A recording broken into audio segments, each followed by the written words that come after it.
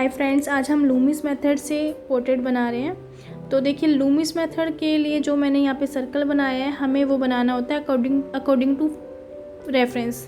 यहाँ पे जो मैंने रेफरेंस लिया है उसके अकॉर्डिंग मुझे लगा कि ये सर्कल गलत बन गया है, तो मैंने फिर से ट्राई किया। फिर से मैंने ऑब्ज़र्व करा है कि सर्कल थोड़ा सा छोटा आएगा अकॉर्डिंग टू रेफरेंस। जो भी पोर्ट्रेट में बना रही हूँ, रेफरेंस जो मैंने लिए उसके हिसाब से एंगल और सर्कल में यहाँ पर मेरी मिस्टेक थी, तो उसको मैंने रेक्टिफाई करा है। आपको भी यही करना है कि जब आप लूमिस मेथड के थ्रू किसी भी पोर्ट्रेट को बनाते हो तो वहाँ पर आपको ऑब्ज़र्व करना है कि उसका एंगल कैसे जा रहा है। और जब हम किसी भी एंगल से बनाते हैं, तो कोई भी पोर्ट्रेट हम बना रहे हैं तो वहाँ पे आपको इन बातों का ध्यान रखना होता है। एक तो आपको डिस्टेंस देखना होता है, क्योंकि लूमिस मेथड में जब हम हम उस चीज़ों को समझते हैं कि कहाँ पर किस चीज़ की प्लेसमेंट बनती है, तो वहाँ पर जो डिस्टेंस होता है वो एक जैसा होता है। फोरहेड का, नोज़ का और चिन का, जो लिप्स का एरिया होता है, वहाँ का जो डिस्टेंस होता है एक जैसा होता है। लेकिन जब हम एंगल्स के अकॉर्डिंग वो थोड़ा सा चेंज होता रहता है। और हर किसी का पोर्ट्रेट जब हम बनाते हैं तो हर किसी के फीचर्स जो होते हैं अलग अलग होते हैं। किसी की नोज़ बड़ी होती है, छोटी होती है, किसी के फोरहेड बड़ा होता है, छोटा होता है। तो उस हिसाब से हमें डिस्टेंस समझना होता है, उसके बाद ही हम किसी पोर्ट्रेट को वहाँ पे लगा सकते हैं, बना सकते हैं। तो आपको अगर लूमिस मेथड से बनाते हो तो आपको इन बातों का ध्यान रखना है। एक तो आपको डिस्टेंस देखना है कि अकॉर्डिंग टू रेफरेंस जो भी आप पोर्ट्रेट बना रहे हो उसके हिसाब से कितना डिस्टेंस आ रहा है। तो इस चीज़ को समझते हुए ही मैंने यहाँ पर आउटलाइन निकाल रही हूँ मैं। तो आप भी जब आप लूमिस मेथड से बनाते हैं तो आपको सिर्फ इन्हीं बातों का ध्यान रखना होता है। एक तो आपको एंगल समझना होता है और डिस्टेंस समझना होता है। तो ऐसे ही मैंने यहाँ पे इसकी आउटलाइन, फेस की आउटलाइन निकाल दी है और आगे मैं इसकी पूरी कंप्लीट ड्राइंग निकाल रही हूँ। और ड्राइंग के ऊपर मैंने पहले ही वीडियोस बनाई हुई है कैसे हम साइड साइज़ के अकॉर्डिंग हम लाइंस में कन्वर्ट करके किसी भी पोर्ट्रेट को बना सकते हैं।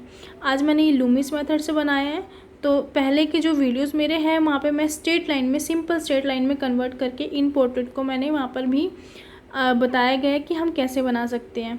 आज मैंने लूमिस मेथड से बनाया है, तो मैं लूमिस मेथड का आपको बता रही हूँ कि मैंने यहाँ पर किस तरह से पोजीशंस को समझते हुए, डिस्टेंस को समझते हुए, एंगल को समझते हुए यहाँ पर लूमिस मेथड का यूज़ करते हुए किसी भी पोर्ट्रेट को हम बना सकते हैं। यहाँ पर मेन मोटिव ये समझाने का है कि आप किसी भी मेथड से, जैसे स्ट्रेट लाइन से बना रहे हो या लूमिस से बना रहे हो, तो आप ईज़िली ऑब्ज़र्व करते हुए किसी भी पोर्ट्रेट को निकाल सकते हैं। तो जब मैं इस चीज़ को बना रही थी उस टाइम पे मैं साथ साथ बहुत टाइम ले रही थी ऑब्ज़र्व करने में कि कहाँ पर मेरी मिस्टेक है।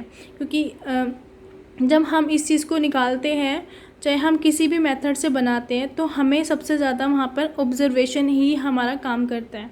ऑब्ज़र्वेशन और पेशेंस। अब मैंने यहाँ पे साइड साइजिंग भी लगाया हुआ है और मैं यहाँ पर वॉल पर मैंने इस चीज़ को पेस्ट किया है ताकि मैं अपनी मिस्टेक्स दूर जाकर देख सकूं। तो आप भी ऐसे कर सकते हैं। जब भी आप पोर्ट्रेट की या फ्री हैंड ड्राइंग की प्रैक्टिस करते हो तो आप साइड साइज़ ही बनाइए। साइड साइज़ के ऊपर पहले भी मेरी वीडियोस बनी हुई है कि कैसे मैं वॉल पर लगा देती हूँ, या आप ईज़ल का भी यूज़ कर सकते हैं। मेन मोटिव हमारा ये होता है कि एक तो सेम साइज़ होता है और साइड साइज़ होता है, जिसके अकॉर्डिंग हम किसी भी ड्राइंग को अब निकाल रहे हैं तो उसको साइड पे लगा के हम ऑब्ज़र्व कर सकते हैं, अपनी मिस्टेक को, साइज़ को देख सकते हैं कि बड़ा जा रहा है, छोटा जा रहा है। तो इसमें भी मैं यही कर रही हूँ कि मैं दूर जाकर अपनी मिस्टेक्स को देख लेती हूँ। तो गाइज़, आप भी ऐसे कर सकते हो। जब आप पोर्ट्रेट बनाते हो या कोई भी ड्राइंग निकालते हो, एक तो आप साइड साइज़ बना सकते हो, सेम साइज़ बना सकते हो। जैसे इस तरफ मैंने वॉल पर लगाया हुआ है, ये मेरे को इतनी हेल्प कर देता है कि आप दूर जाकर अपनी ड्राइंग को अच्छे से ऑब्ज़र्व कर सकते हो, टाइम दे सकते हो। यहाँ पे प्रॉब्लम नहीं होती है बिल्कुल भी। आपको समझने में आपकी आई को ट्रैवल नहीं करना पड़ता है अगर आप इस मेथड से बनाते हो तो।